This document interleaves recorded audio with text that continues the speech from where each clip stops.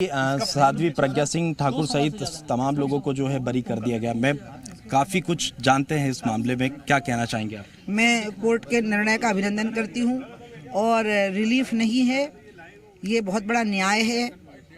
हम सबको राहत मिली है, हमको भी। हम जेल में नहीं थे लेकिन उनसे ज़्यादा गहरी मानसिक यातना झेल रहे थे क्योंकि झूठे आरोप थे। हिंदू बहुसंख्यक समाज के द्वारा अल्पसंख्यक समाज को धमका करके वोट बैंक बनाने की तैयारी थी।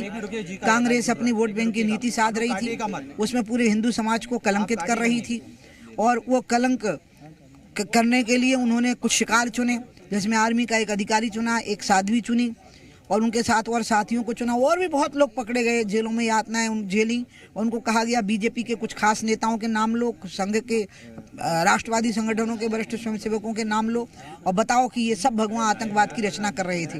और वो चाहते थे कि सब जेलों के अंदर जाएं, उनको यातनाएं दी जाएं। लेकिन इन महापुरुषों ने, इन महान आत्माओं ने अनंत यातनाएं, औरंगजेबी शासनकाल में जो यातनाएं होती थी वो इनको कांग्रेस के शासनकाल में दी गई हैं और सारी यातनाओं को झेल करके भी उन्होंने वो नाम नहीं लिए। इसके लिए पूरे देशवासियों को कृतज्ञ होना चाहिए, न्यायालय का अभिनंदन करना चाहिए। मैम, कई लोगों ने हिंदुओं को, भगवा रंग को आतंकवाद कहा था। आज सनातन धर्म की बड़ी जीत है। सनातन धर्म की तो हमेशा जीत होती भैया, और वो कोर्ट में तो होती ही है, जमीन पर भी होती है। जो औरंगजेब कहता था कि सवा मन जनेऊ देख करके नाश्ता करूंगा, औरंगजेब की हड्डियां कहाँ हैं पता नहीं है और करोड़ों कंठों पे आज भी जनेऊ हैं, माथे पे सिंदूर हैं और करोड़ों लोग कुंभ में स्नान करने के लिए जाते हैं। कुछ बात है जो हस्ती मिटती नहीं हमारी, इसलिए ये हमारी जो आस्था है वो कोर्ट पर निर्भर नहीं करती है, कोर्ट तो सबूतों पर निर्भर करता है। आप जब प्रज्ञा सिंह ठाकुर जब जेल में थी, आप मिलने भी गई, उस समय आपने बताई वहाँ किस पीड़ा से वो गुजरी है। मुझे तो एक पुलिस अधिकारी से पता लगा था, उसने नहीं बताया था। और दिल्ली में आके उसने मुझे कहा कि वो महिला बहुत कष्ट में है और आप एक महिला हैं और केसरिया पहने हुए हैं, तो आप जाइए, पूछिए उसका हाल चाल। मैं नाम नहीं ले सकती उस अधिकारी का, महाराष्ट्र पुलिस का था, कांग्रेस की सरकार थी। तो मैंने समय लिया और जेल वालों ने धोखे से मुझे समय दे दिया। उनको ध्यान नहीं रहा कि मैं उमा भारती हूँ, नाम पे गौर नहीं किया और अनुमति दे दी। तो मैंने सावधानी बरती, मैंने कहा फैक्स मंगा लो, अनुमति फैक्स से मंगाओ। तो अनुमति आ गई लिखित में, तो मैं पहुंच गई। और जैसे ही वहाँ पहुंची और नासिक की सड़कों पर भीड़ जुटी मेरा स्वागत करने के लिए कि मैं प्रज्ञा को मिलने जा रही हूँ, तब उनकी समझ में आया कि समय किसको दे दिया। तो उन्होंने कैंसिल कर दिया। मुझे रास्ते में खबर मिली कि रुकिए, तो मैं सीधी कोर्ट चली गई अदालत में। लंच ब्रेक था लेकिन वकील इतने इकट्ठे हो गए कि जो जज थी वो लंच ब्रेक तोड़ के आ गई बैठने के लिए। वो बहुत न्यायप्रिय जज थी, न्याय करने वाली। उसने कहा आपने समय दिया है, आपको मिलाना पड़ेगा। और क्योंकि पूरे वकील खड़े हो गए, एक वकील नहीं बचा विरोध में बोलने के लिए। वो दृश्य तो अनुपम दृश्य है मेरे जीवन के। और फिर मुझे सीधे वहाँ से ये कह के ले जाएगा कि जेल की अधिकारी, वो भी महिला सुपरिटेंडेंट थी संयोग से, आपको खड़ी रहेगी आपके साथ बातचीत में। मैंने कहा बिल्कुल खड़ी रहे। ना मैं माला ले गई, ना मैं मिठाई ले गई, जो हड़बड़ी हुई आप उससे समझ गए हो, और ना मैं कोई श्रीफल वगैरह ले गई। साध्वी प्रज्ञा को कैदी के नाते थोड़े बहुत जो मिलता होगा उसके आधार पर उन्हें एक माला मंगवा ली, नारियल मंगवा लिया, जो मेरी कल्पना से परे था, और शॉल मंगवा लिया।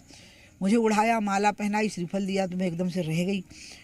मैं सोच रही थी कि प्रज्ञा बहुत कष्ट में इतना झेल चुकी है, तो शरीर तो बता रहा था कष्ट झेला, लेकिन चेहरे का तेज तो सूरज के जैसा चमक रहा था। उसने मेरे आंसू पहुँचे, मेरे को गले लगाया, मुझे चुप कराया, शांत कराया। मैं बहुत कम रोने वाली व्यक्ति हूँ, लेकिन आज भी 1.5-2 घंटे तो मैं अपने आप को संभाल नहीं पाई, इसलिए मैं किसी से मिल नहीं रही थी। मैं बहुत रो नहीं रही थी, एकदम परेशान सी थी कि इतना अच्छा कैसे हो सकता है, इतना बड़ा रिलीफ मुझे अपनी ज़िंदगी का कैसे मिल सकता है।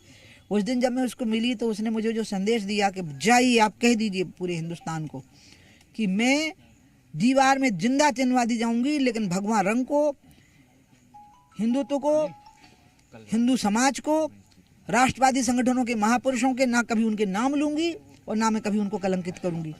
इसलिए जब प्रज्ञा यहाँ से चुनाव लड़ी तो मैंने लोगों से यही कहा था कि यार एक वोट दे के एहसान नहीं कर रहे हो, बल्कि तुम अपने वोट को पवित्र कर रहे हो उसको वोट दे करके। मैम, एक सवाल और है कि कांग्रेस के कई नेता ये कह रहे हैं अपीलेबल है, आगे अपील करेंगे।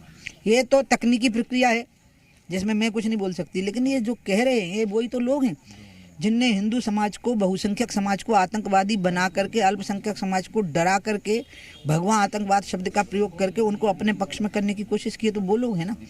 इसलिए ये तो खुद ही अपराधी हैं। तो अपराधी तो अपने अपराध से बचने के 1000 रास्ते निकालता है। एक्चुअली वो अपने अपराधों को छुपाने के लिए इस तरह की बातें करना, उनने तो इतना बड़ा पाप किया है। अत्याचार औरंगजेब के जैसे थे, और इनके ये षड्यंत्र, उनके ये पाप, ये तो नेहरू जी के समय से चल रहे थे। नेहरू जी ने पूजा भी होने दी और ताले भी लगा दिए। मतलब हिंदुओं को भी खुश रखो, मुसलमानों को भी खुश रखो, दोनों एक दूसरे से डरा करके, दोनों को एक दूसरे से डरा करके रखो। कांग्रेस का तो अब पूरी तरह से अंत कर देना चाहिए, चाहे किसी और नई पार्टी का उदय हो, लेकिन अब कांग्रेस को बिल्कुल पाताल में भेज देना चाहिए। मैम, उन्हें क्या कहना चाहेंगे जिन्होंने भगवा रंग को आतंकवाद कहा था? मैं उनको ये कहूँगी कि तुम्हें, अपने दादा भाई को कहूँगी, दिग्विजय सिंह जी को, उनको मैं कहूँगी कि आपको पता है आपके पूर्वज भी भगवा पगड़ी बांधते थे, तो क्या वो आतंकवादी थे? ये आतंकवाद का कलंक जो आपने हिंदुओं पे थोपा है, वो आपने अपने पूर्वजों के मुंह पे भी उसकी कालिख लगाई है। आज काफी खुश भी दिख रही हैं आप, जिस तरह से फैसला आया, जश्न का माहौल। हाँ, खुश तो मैं होंगी ही, क्योंकि जो बात मुझे पता है कि शुरू से ही सच थी, उस पर न्यायालय की सील लग गई। अब जैसे राम मंदिर, राम जन्मभूमि वही थी, लेकिन जब कोर्ट ने कहा कि ये राम जन्मभूमि है, तो उसका आनंद अलग होता है ना, जब कोर्ट की सील लगती है। न्यायालय भी तो हमारे लिए भगवान का स्थान है ना, इसलिए आनंद का विषय है। तो देखेंगे कि पूर्व मुख्यमंत्री उमा भारती हमारे साथ थी और आज काफ़ी खुश है वो, जिस तरह से फैसला आया मालेगांव ब्लास्ट मामले में प्रज्ञा सिंह ठाकुर सहित अन्य लोगों को बरी किया गया। और साफ तौर पर देखेंगे कि राजधानी भोपाल में खुशी का माहौल है, जश्न मनाया जा रहा है। और काफ़ी कुछ बातें थी जो कि पूर्व मुख्यमंत्री उमा भारती ने बताई।